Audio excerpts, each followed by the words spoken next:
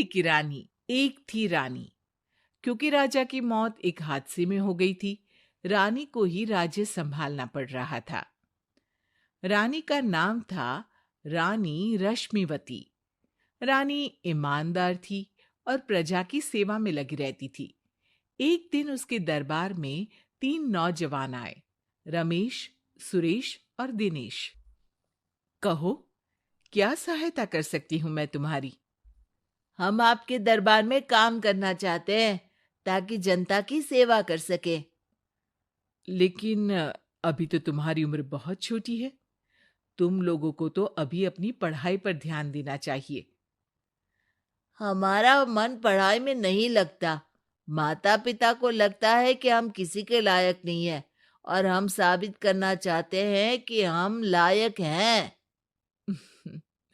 उत्साह बहुत अच्छा है, मगर अभी उम्र कच्ची है तुम लोगों की। अरे उम्र से क्या होता है रानी जी? शास्त्रों में लिखा है कभी किसी के ज्ञान को उसकी उम्र के आधार पर नहीं देखना चाहिए। बात तो सही है तुम्हारी। और अगर सच में तुम अगर ये संकल्प करके आए हो कि तुमको यहाँ काम करना है, तो पहले परीक्षा देनी पड़ेगी। 3 परीक्षा। एक शारीरिक परीक्षा, एक बुद्धि की परीक्षा और एक देशभक्ति की परीक्षा। और ये क्या है? वो मंत्री महोदय तुम्हें समझा देंगे। हमारे पास समय नहीं है। अगर तुम लोग तैयार हो तो बताओ। हाँ हाँ, हम तैयार है किसी भी परीक्षा के लिए। मैं भी तैयार हूँ कुछ भी कर गुजरने के लिए। तो ठीक है मंत्री जी, आप इन तीनों की परीक्षा कल से ही शुरू कर दीजिए। जो आ गया रानी साहबा। अगले दिन से ही तीनों की परीक्षा शुरू हो जाती है। पहले शारीरिक परीक्षा, यानी किस में कितना है दम, ये देखेंगे हम। क्योंकि शरीर में दम होगा तभी तो प्रजा की सेवा में दम लगा पाओगे। आ, हमें क्या करना होगा? वो पेड़ दिख रहा है, जो सबसे पहले चढ़ेगा उस पे दरबार में नौकरी पाने के अवसर उसी के बढ़ जाएंगे। मैं चढ़ता हूँ। अरे रुको रुको, गिनती गिनने दो। 1, 2, 3। 3 की गिनती के बाद रमेश और सुरेश भागकर पेड़ के पास गए, मगर दिनेश आराम से पेड़ के पास गया। जैसे ही रमेश और सुरेश आधे पेड़ तक चढ़ गए, दिनेश ने उन दोनों की टांग पकड़ के उन्हें नीचे गिरा दिया और खुद पेड़ पर चढ़ गया। दिनेश की जीत हुई। अरे लेकिन इसने बेईमानी की। बेईमानी नहीं की, बुद्धि लगाई। शरीर के दम के साथ दिमाग में भी दम होना चाहिए। क्यों मंत्री जी? हाँ हाँ, बात तो तुम्हारी सही है। लेकिन बात अगर बुद्धि की है, तो बुद्धि की असली परीक्षा हम कल लेंगे। शाम को जाकर मंत्री रानी को सब बता देते हैं। यानी दिनेश उन सब में ज्यादा होशियार है। जी रानी साहबा। अगले दिन तीनों की बौद्धिक परीक्षा का समय होता है। आज हमें क्या करना है मंत्री जी? थोड़ा सब्र करो, कल जल्दबाजी में ही हारे थे तुम। सही कह रहे हैं मंत्री जी। अरे तू क्यों ज्यादा बोल रहा है? तू भी तो हारा था ना कल। ए दिनेश, ज्यादा होशियार मत बन। अरे अरे अरे, लड़ो मत। आज की परीक्षा पर ध्यान दो। आज की बौद्धिक परीक्षा में ये कुछ बोरे हैं, कुछ में नमक है और कुछ में रुई। जिसको जो ले जाना है उठा लो। देखते हैं कि कौन जल्दी से कोई भी एक बोरा नदी के उस पार लेकर जाता है। समय शुरू होता है अब। तीनों बोरों की तरफ बढ़ते हैं। सुरेश, नमक की बोरी भारी है, ले जाने में मुश्किल होगी। हाँ हाँ, सही कह रहा है। रुई हल्की है, हम दोनों रुई लेकर चलते हैं। अरे भाई, मैं तो नमक लेकर जाऊंगा। रमेश और सुरेश ये सोचकर हंसते हैं कि आज तो दिनेश हार ही जाएगा। दौड़ शुरू होती है। 1 2 3। तीनों नदी की तरफ भागते हैं। रूई में वजन कम होने के कारण रमेश और सुरेश आगे निकल जाते हैं और दिनेश थोड़ा पीछे। पर जैसे ही वो सब नदी में जाते हैं, दिनेश की बोरी का नमक गलने लगता है और वजन कम हो जाता है, जबकि रमेश और सुरेश की रुई में पानी भर जाता है और बोरी का वजन बढ़ जाता है। अरे ये इतनी भारी क्यों हो गई रमेश? अरे मुझे क्या पता, शायद जादुई बोरी है। अरे लगता है कि हम बेवकूफ बन गए। बने नहीं हो, तुम हो ही बेवकूफ। इतना तो पता होना चाहिए कि पानी में नमक गल जाएगा। दिनेश का पूरा नमक गल जाता है और बोरी खाली हो जाती है।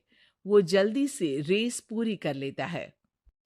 इस परीक्षा के विजेता भी दिनेश ही है। उसने दिमाग लगाकर दिखा दिया कि वो बौद्धिक परीक्षा में भी रमेश और सुरेश से आगे है। अब कल तुम्हारी देशभक्ति की परीक्षा होगी, जो स्वयं रानी मां लेंगी। रात को फिर मंत्री रानी के पास जाकर बता देते हैं कि आज की परीक्षा में कैसे दिनेश ने अक्लमंदी दिखाई और बौद्धिक परीक्षा में भी उसी की जीत हुई। अरे वाह, दिनेश तो हमारे बहुत काम आ सकता है। हम उत्साहित हैं कल की परीक्षा के लिए। वो तो ठीक है रानी साहिबा, लेकिन हमने सुना है कि पड़ोसी राज्य का राजा आकाशदीप हमारे राज्य की सीमा में घुसपैठ कर रहा है। ये तो चिंता की बात है। हमें जल्द ही कुछ करना चाहिए। अगले दिन रमेश, सुरेश और दिनेश अपनी आखिरी देशभक्ति की परीक्षा के लिए दरबार में आते हैं। प्रणाम रानी साहिबा। नमस्कार रानी जी। प्रणाम रानी माँ। हमने तुम्हारी परीक्षा पर गौर किया। दिनेश आगे हैं। हम तुम तीनों में से किसी दो को ही दरबार में काम दे सकते हैं। किसी एक को आज जाना होगा। तो देशभक्ति की परीक्षा के लिए तैयार हो? पूरी तरह से। मैं तीनों से एक ही सवाल करूंगी। जिसका जवाब सबसे सही लगेगा उसे तो नौकरी मिल ही जाएगी। फिर दूसरे सबसे सही जवाब देने वाले को भी काम मिलेगा। आप लोगों का समय शुरू होता है अब। ज्यादा सोचने का समय नहीं होगा। जो मन में पहली बात आए उसका जवाब दे। तो सवाल ये है कि तुम इस मिट्टी के लिए क्या कर सकते हो? मैं इस मिट्टी को साफ रखूंगा। यहाँ के लोगों के भोजन की कमी को मैं पूरी करूंगा। अब मैं यहाँ के लोगों को गले लगा लगा के उनको खुशी दूंगा रानी माँ, और गरीबों के लिए घर बनवाऊंगा। मैं इस मिट्टी के लिए किसी की जान भी ले सकता हूँ रानी माँ। मंत्री, दिनेश को एक तलवार दो। जी रानी जी। दिनेश, पड़ोसी राज आकाशदीप की जान तुम्हारे हाथ में है। जाओ, अपना काम पूरा करो। आज रात को तुम उस पर हमला करोगे जब वो सो रहा होगा। दिनेश वहां से चला जाता है। रानी माँ, ये आपने क्या किया? अभी किया नहीं है मंत्री जी। आप आकाशदीप को संदेशा भिजवाओ कि पड़ोसी देश का एक कातिल रात को उन पे हमला करेगा और दिनेश को पकड़वा दो। अरे, ये आप क्या कह रही हैं? और क्यों कर रही हैं आप ऐसा? राजा को लगेगा कि हमने उसकी मदद की, उसकी जान बचाकर। वो हमारे राज्य का पीछा छोड़ देगा और हमारा एहसानमंद हो जाएगा। और दिनेश का क्या होगा?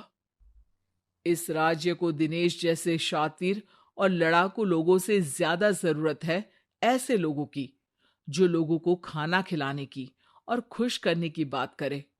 और ये गुण सुरेश और रमेश में है। इन्हें नौकरी दे दो। दिनेश बहुत चतुराई से नौकरी हड़पना चाहता था, जिसके लिए उसने रमेश और सुरेश जैसे दोस्तों का भी नुकसान किया। पर रानी ज्यादा चतुर निकली। उसने एक तीर से दो निशाने लगाए। दिनेश जैसे खूंखार युवक को राज्य से बाहर करवा दिया और पड़ोसी राजा आकाशदीप को अपना एहसान मंद कर लिया। पूरा दरबार रानी की जय जयकार